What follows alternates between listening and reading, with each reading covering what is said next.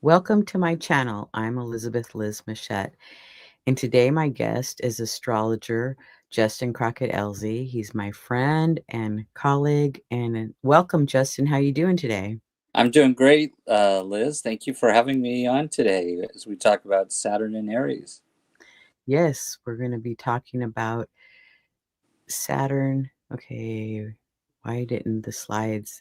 Oh, here it comes. Sorry about that. Saturn ingresses into Aries. It's because Right. I forgot to load it. So there it is. Oh well, we'll start with a faux pas and then we can only get better. So, That's right. It's all good.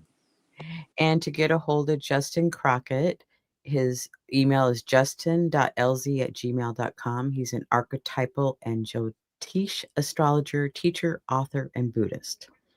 Mhm. And my website is alightpath.com, and I'm an astrologer, author, intuitive, and teacher myself.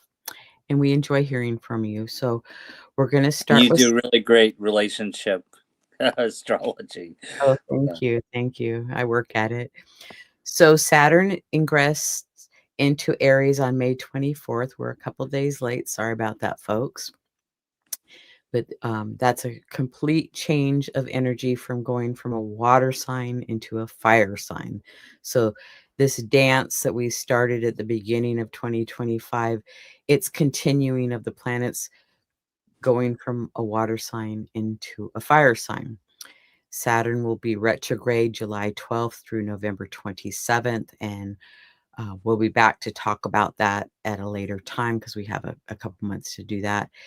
And then Saturn will re-enter Aries on February 13th, 2026 for until April 12th of 2028. So it'll be there almost 3 years. Hmm. Is there anything you want to add to that? No, I think it's great. So a little background about Saturn. Its orbit is about 29.4 years. It has 7 main rings around the planet. They've discovered 274 moons, and they keep finding more, so that may change here before long. Traditionally, Saturn rules Capricorn and Aquarius, and now as the modern, it's just Capricorn, but I always like to remember the traditional of Aquarius is also included. Saturn's about structure, responsibility, rules and regulations, hard work, boundaries, karma, authority, and patience. There's restrictions and limitations, fear, self doubt, hardships, and depression. That's the cautions. It rules the knees, the legs, the bones, the joints, tendons, teeth, skin, and old age. And Saturn was named after the Roman god of agriculture and wealth, and father is Jupiter. And the sign of Aries, it's a fire element. It's about energy, passion, enthusiasm, and trailblazer, and it's very independent. It's of the Cardinal Modality, which initiates, creates, is about new beginnings. It's the start of the zodiac year. The ruling planet is Mars. The mantra is I am. And the keywords are active, aggressive, adventurous, assertive. And the caution can be overly aggressive and assertive and temperamental. Would you like to add anything? No, I think you got it covered really well there for both of those, Saturn and Aries. Thank you. And then Justin's going to take us on the historical themes of Saturn and Aries. Yeah, so I think it's important that if we just kind of, instead of just running headlong into this, we kind of step back and think about, that Aries rules the self, the individual, right? We know it rules the first house. So there's an element of individualism here. And then if we take that one step further, individualism relates to isolationism or separateness of individual self. And that's sort of the thing that happens here, that when Saturn moves into Aries, um, then there's much more focus on the individual and less on the collective group. It's more about me and the individual, since it's Aries. And so this brings in the whole concept of where all of us as a collective are all getting a chance to reevaluate and learn more about ourselves individually, deal with individual struggles. And those individual struggles could be as simple as, how we identify ourselves. So this is a time when probably more people are more likely to spend more time focusing on themselves and the identification of who they are, changing who they are, whether it be name or, something associated with career. And of course, I think you probably would agree, maybe Liz, on maybe where Saturn shows up in the chart is to how, so we may be changing how the person may change how they self-identify based on what house it's in. So if it's in the house of career, Saturn is transiting their house of career, they may change careers or change how they're self-identifying with their career. If it's in the house of religion, they may change their religion or how they're identifying with that, so it's almost a identification and individual struggles. Now, if we look back, the 3 prior periods to this, just kind of as a quick snapshot back, we would, the famous one, of course, is between 1937 and 1940. But if we could go back, I'm sorry, I wasn't done with the last screen. I'm so sorry. I should have finished on this one. So I'll go back to those. I'll go back to those periods.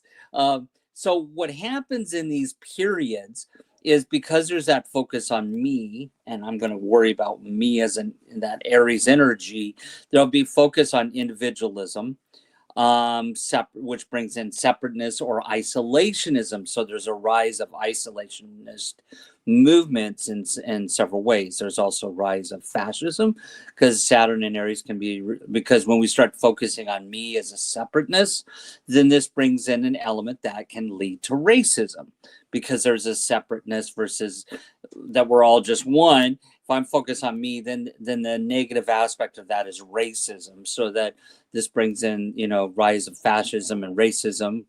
And then, of course, the opposite, though it's interesting that when we look at these periods, there's a juxtapose, an opposite thing that happens where there's a rise of far left movements as well. And then, of course, wars can be associated with this. So, but then it does bring in new strides in equality, justice, and social and equality and justice from a social and economic perspective. So these are some of the themes. So when we look to the next slide now, in these 3 past periods, let's go back to 1937, 1940, because actually the World War II started in 1937 in Asia. There was a really strong aspect of isolationism at that point, especially in the United States. And there was a rise of fascism in Europe, and Nazism and racism, of course, but there was also some undercurrent of civil rights activism. This was the time of the New Deal coalition, because Franklin Roosevelt was president. And so this is where we see also a rise of socialism at the same time, because this was when the formation of the Socialist Workers' Party in the United States. Also, there was a big Nazi party in the United States at that time, and a movement towards isolationism from the world. Let's focus on me, myself, individualism again, that nation self. But then also we saw the rise of communism and socialism. In 1967 to 1969, again, Saturn was in Aries, and again we have an isolationist movement in a way that the anti-war, and of course there was that anti-war in the time of World War II. Before we got dragged into the war, there was an strong anti-war. So now in 1967-69, we see again an isolationist thing, again with this anti-war movement. Again, new left movements, big time for civil rights and LGBTQ. It was the time of the Stonewall riots, and the women's issues at that time. If we fast forward to the last period in 1996 and 1999, the isolationism took on more of a globalization view, because this was the time of the world WTO protests. And so the isolationism took on a more economic view here.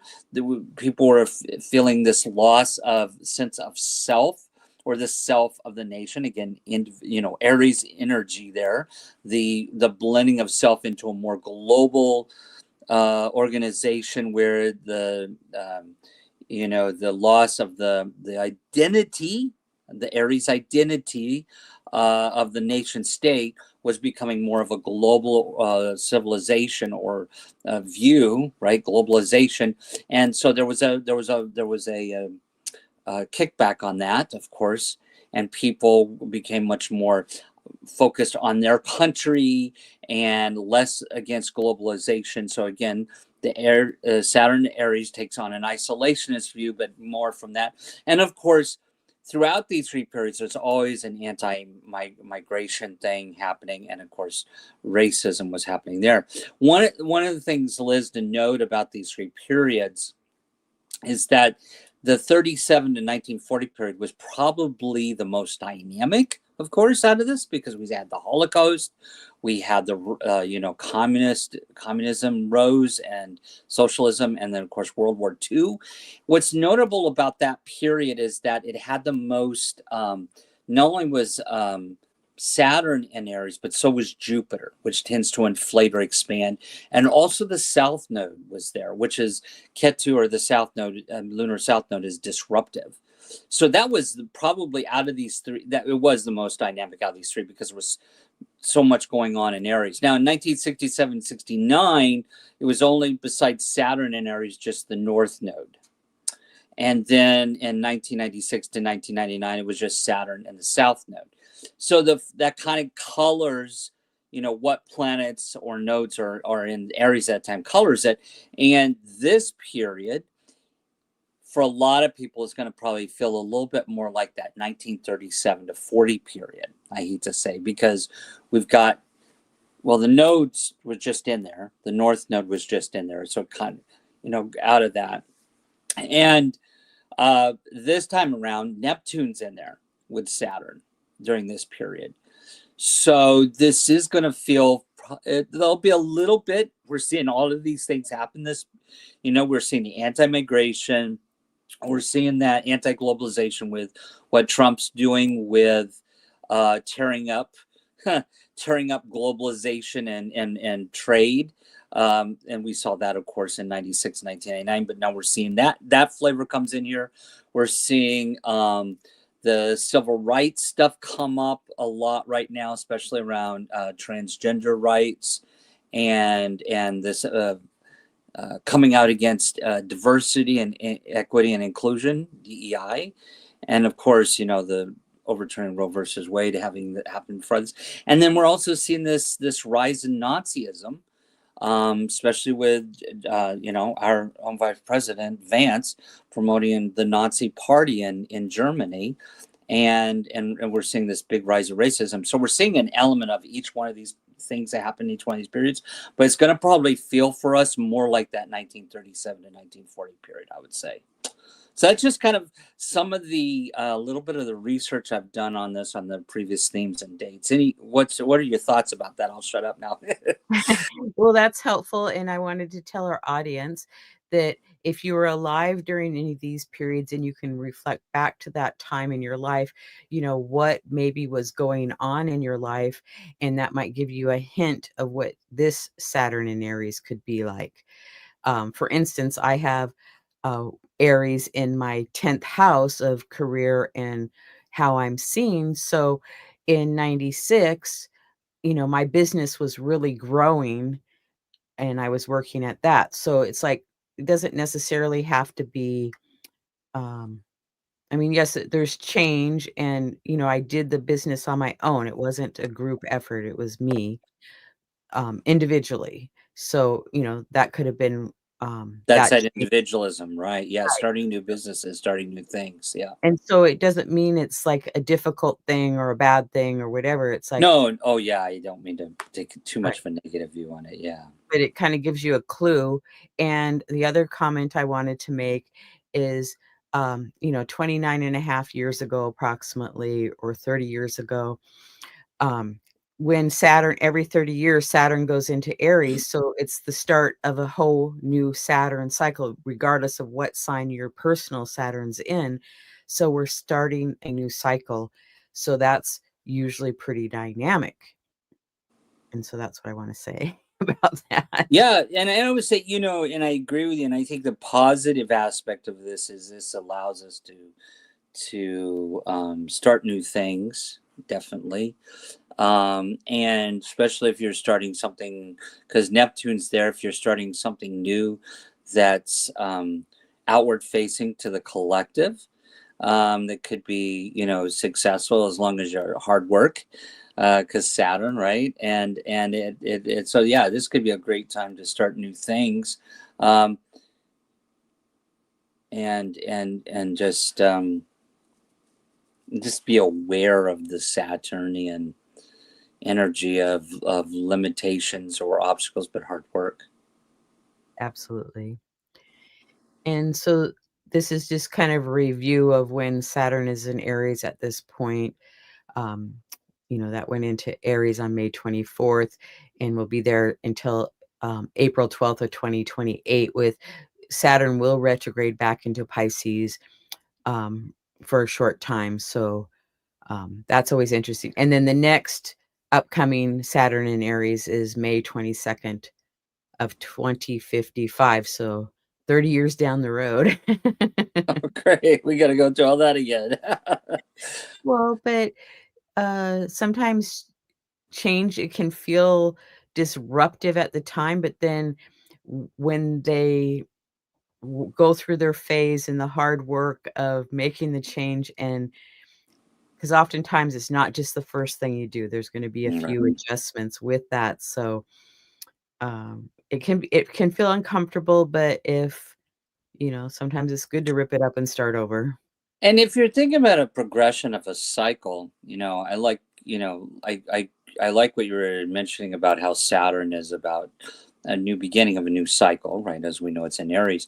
But let's say that you were going to start a business and you worked hard, and because Aries is that entrepreneurial type of energy, that in 2028 you could potentially, if you work really hard and you put that Saturnian energy into a new business, that in 2028, when Saturn moves into Taurus, which is about money, resources, it could pay off to really making some good money, right? If you really embrace Saturnian energy at this period, you could really do really well, because Saturn, I think Saturn can really reward us if we work hard.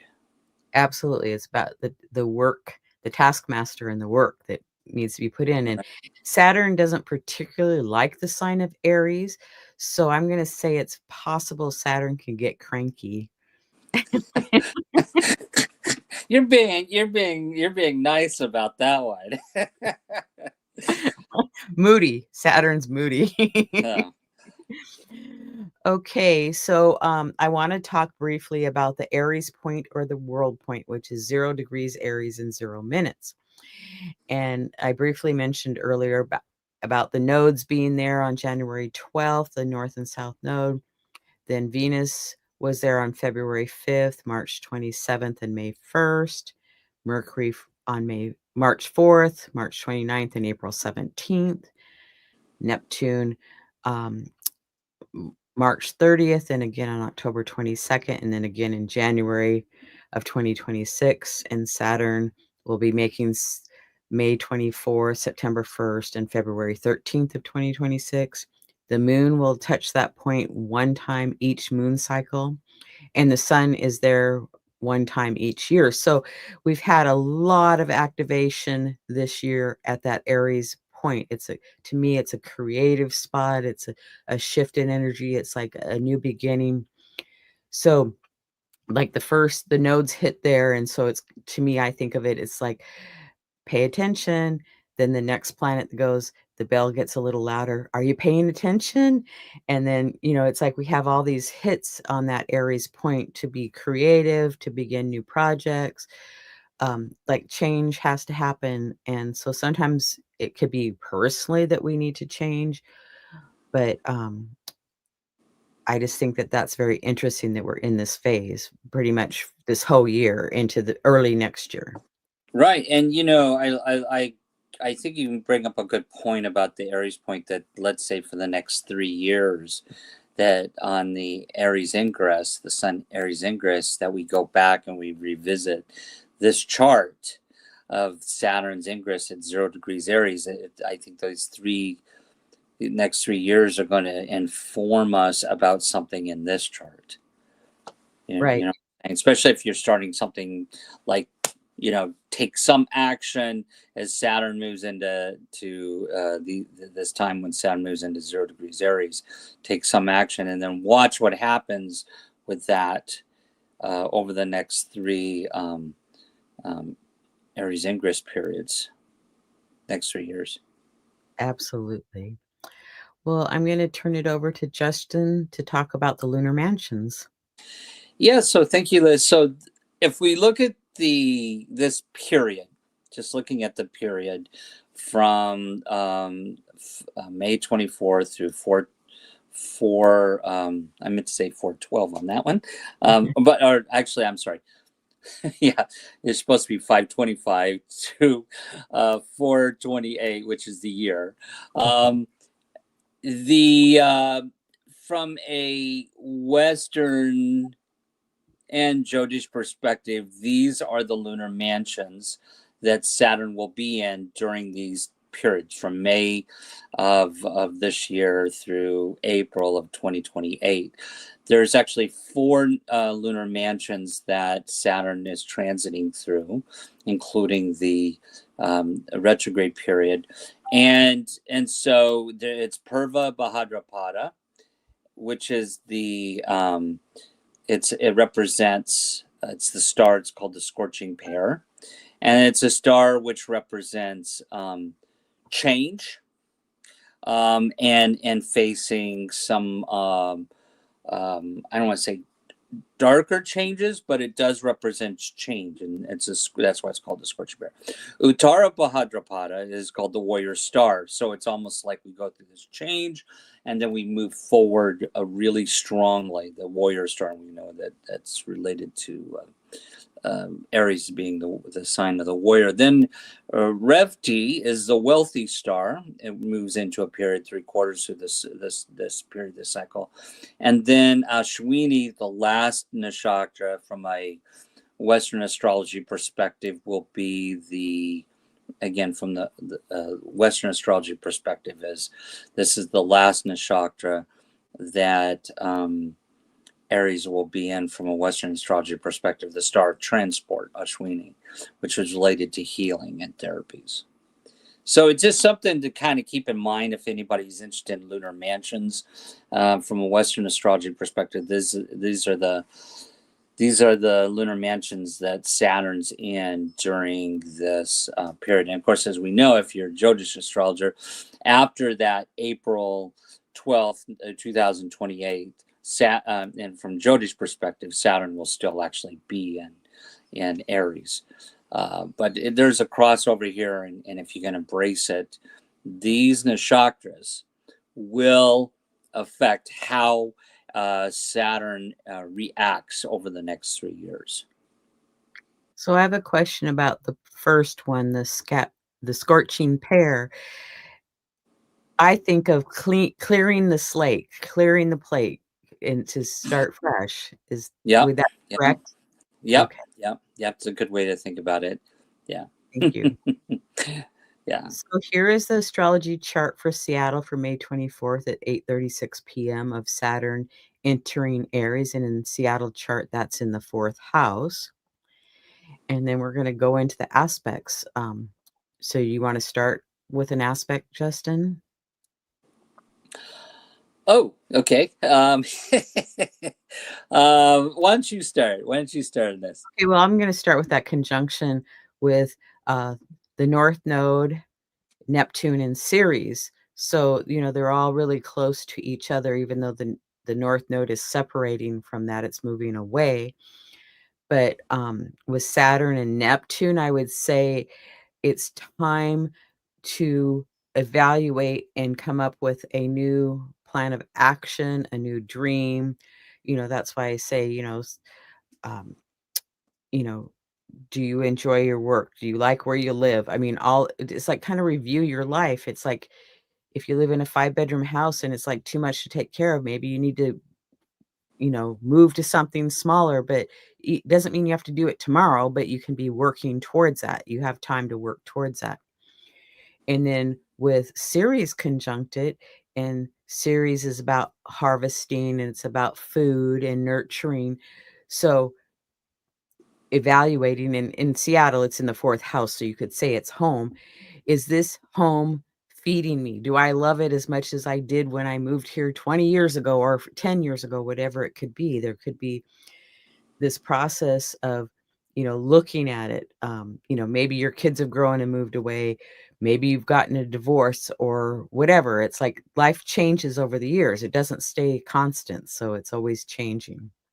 Do you want to go to a next one? Sure, sure. So Liz, I think as I'm looking at these, that I want to talk about the square to Jupiter.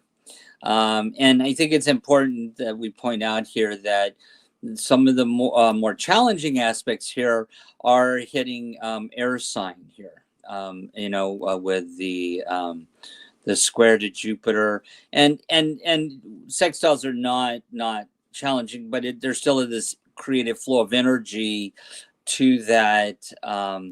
Mercury and Hygeia, and then of course in Gemini, and then of course sextile Pluto here in Aquarius.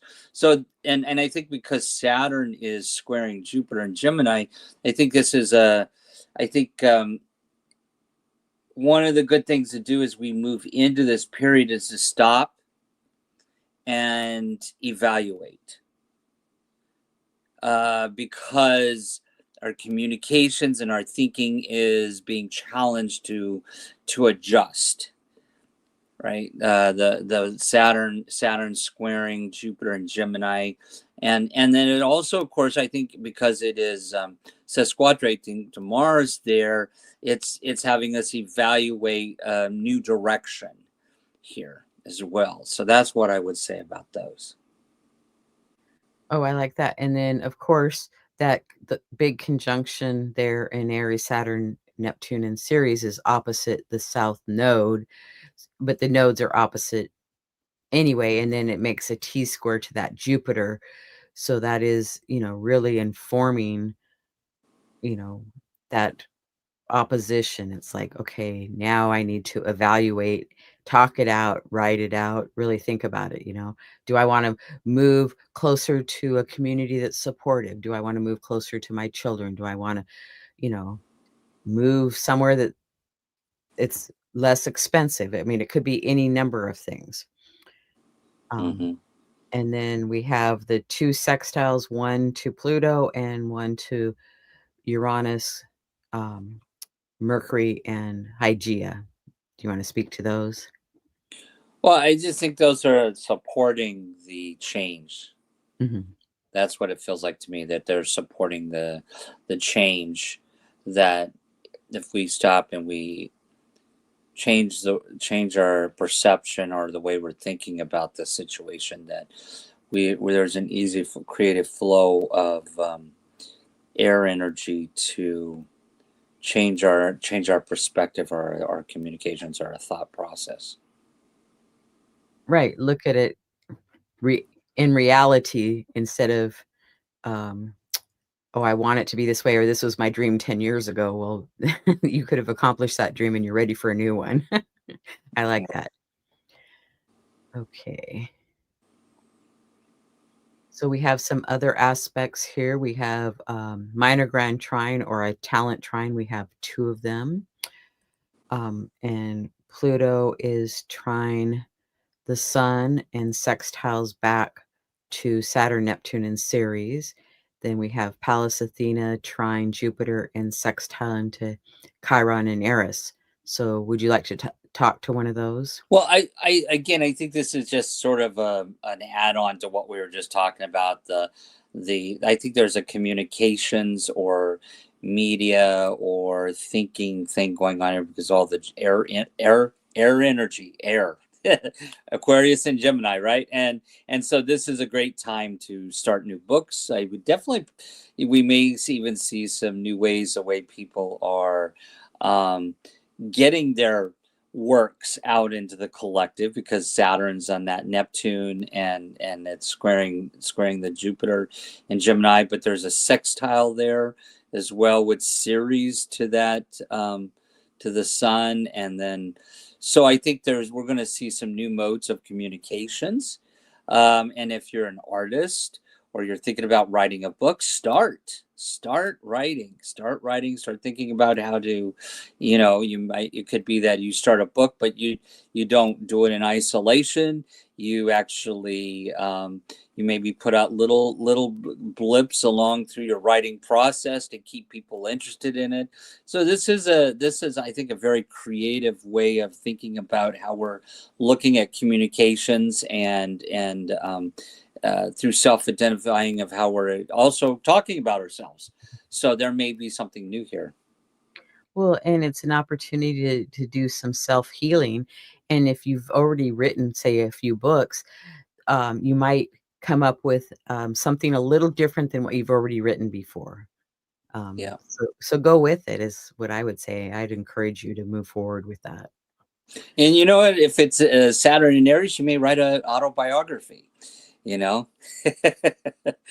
how you are like yours, talking about a healing book about how your own soul's journey with healing, especially with Saturn and Aries, and it's conjunct that well, it's not conjunctive, but Chiron's in Aries there, so it could be, like you're saying, you could write about how you went through a self-healing journey.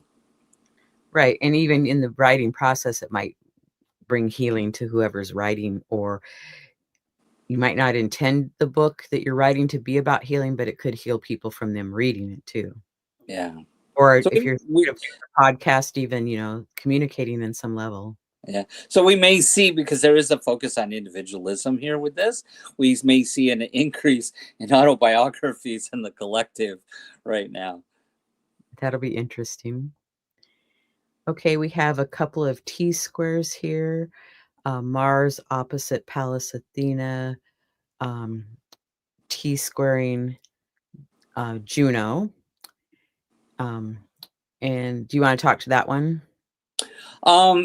I was going to talk about the one with the Juno squaring Mars and Pallas there, or at least the Mars Juno square.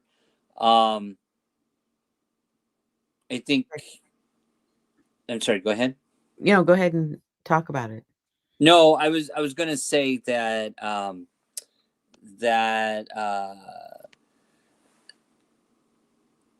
because it's that fire that Juno's in Scorpio in the 12th house there, that can be a little bit more challenging. I think this is a good time to work on letting go and forgiving, because it's Scorpio, Juno and Scorpio in the 12th house. So this could be time when people go through some things with relationships.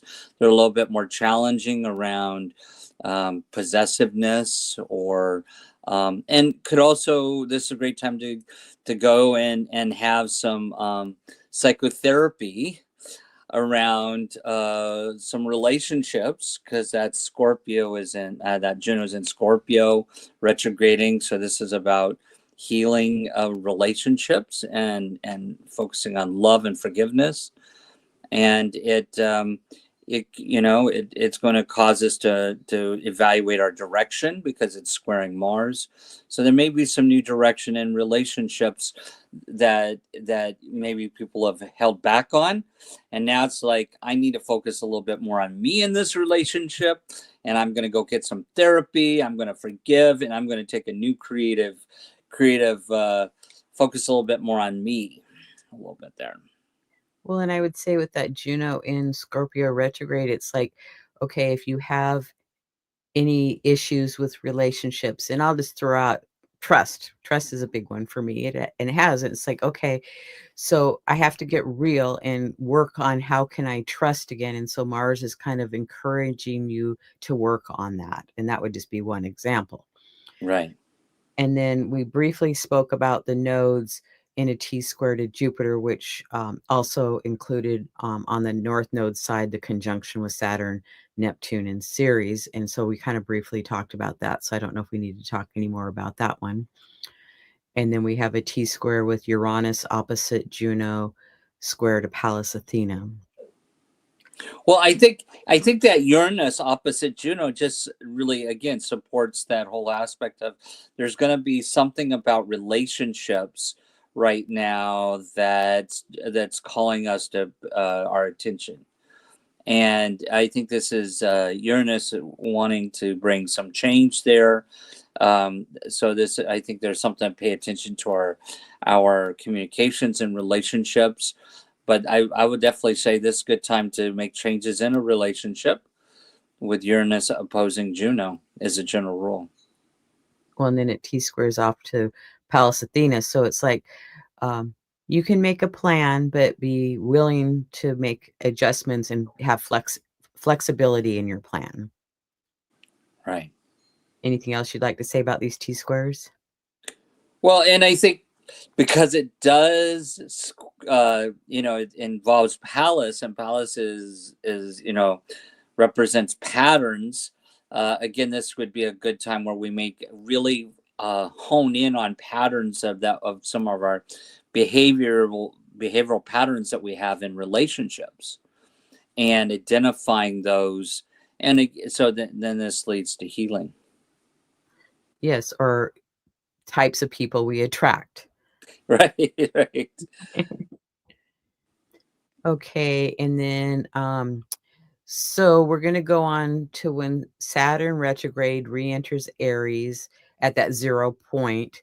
I ran the chart for that, and I'm only adding the Saturn aspects here. So Saturn is conjunct within about 1.5 degrees of Neptune at this still. So they're staying pretty close through this, where Ceres has moved on and the North Node has moved on. So now it's just that Saturn and Neptune. So I would say that focus is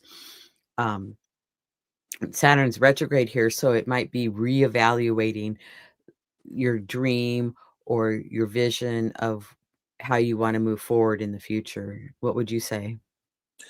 Well, and I'm going to go back to a relationship thing here, because IG and Cancer could represent family or tribalism here, family lineage. So this can mean when we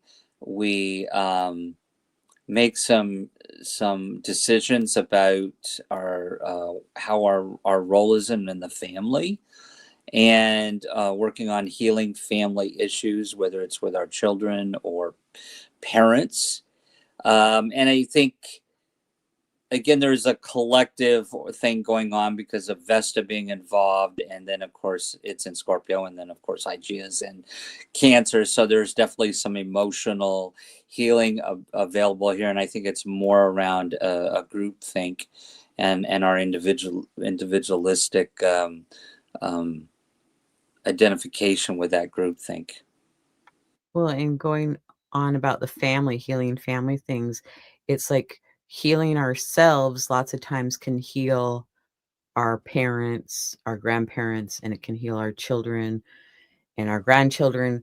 And it's not like we have to make a conscious effort of that. It's just like healing ourselves, and those around us start to receive healing also. Something too.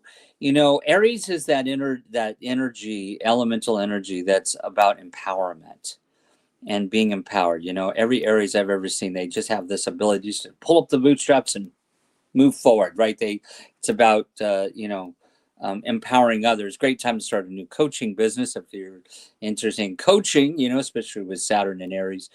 But this could be the time where we become more empowered within the family and within our relationships too, and identifying how we want to and what we need as an individual within our relationships.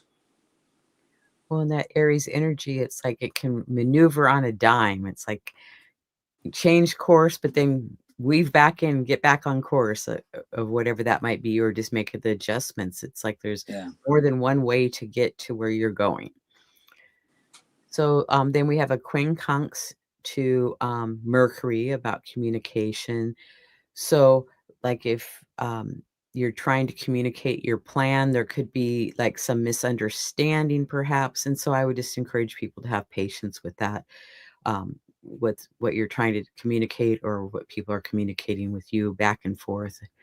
Just be patient with yourself. Do you want to add anything to that? No, I think I agree totally with that. That sounds great. And then, we still have those sextiles to Uranus and Pluto, so that hasn't changed much. And then that trine to Vesta with that Saturn and Neptune. So to me, it's like, in our foundation, our homes, in our community, there could be something that we want to work on because we have a new idea of what we would want to bring into it. It could be a new color. It could be, it could be very, very simple, but it could be very in depth also. You want to add anything to that? Well, no, but I do want to point out something that's kind of playing a role here. Of course, we know it happens once every year, but that sun is hitting that south node, so this can bring the need to improve self, improve or improve or bring disruption and improve self and make things better. So we can see maybe a little bit more focus on health at this particular time in some way. Thank you. And then when Saturn re-enters Aries for the third time to stay for the remainder of its time from 2026 to 2028, we have Saturn still conjunct that Neptune, and it's, half a degree away, so it's even closer than it was before. And then a sextile to Uranus. So not a lot of aspects to that Saturn on the third entry. So I think when, Saturn dips its toes in, um, things could kind of get fiery and energetic, but then I think when it goes back to stay there, it'll kind of settle in. What do you think? No, I agree. I agree. And I think longer term, it's kind of important to watch this, how it's playing out with the outer planets. I mean, it's touching this Neptune right now, but down the road, it will catch up to Uranus. And that's going to be a pretty dynamic period. So, like you're always talking about phases, really pay attention to when what you're doing now when Saturn moves into Aries, and then as you watch Saturn, move over Neptune, and then as it catches up with Uranus, it'll again inform us along with the solar ingress every year into Aries. It'll inform us about what we've started right now. So it's all a bigger picture happening here. And that would probably be about 7 or 8 years down the road. So, Yeah. well, that's been very interesting. You have some quotes here for us. Yeah. So, one of the things through this period, Liz, the last three periods, of course, when then 37 to 40, Franklin Delano Roosevelt was president, when Saturn was in Aries. And, Aries has that, we know Saturn can bring an element of fear.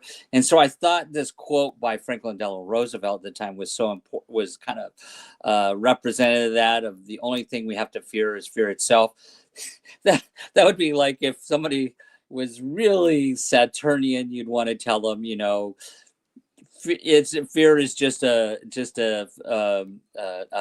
mirage, right? The only thing we have to fear is fear itself. And then fast moving forward, if Kennedy had not been assassinated, and because Johnson was president during that next period in 1967 to 69, if he had not been assassinated, he would have been president. But his statement of ask not what your country, that collective, can do for you, but what you can do for your country. So again, this is sort of a very Saturnian thing about